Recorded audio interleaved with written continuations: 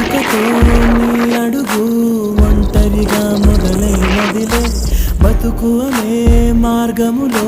తనతో ఎవరు నడవరులే చీకటిలో నిసిరాతిరిలో నీ నీడ కూడా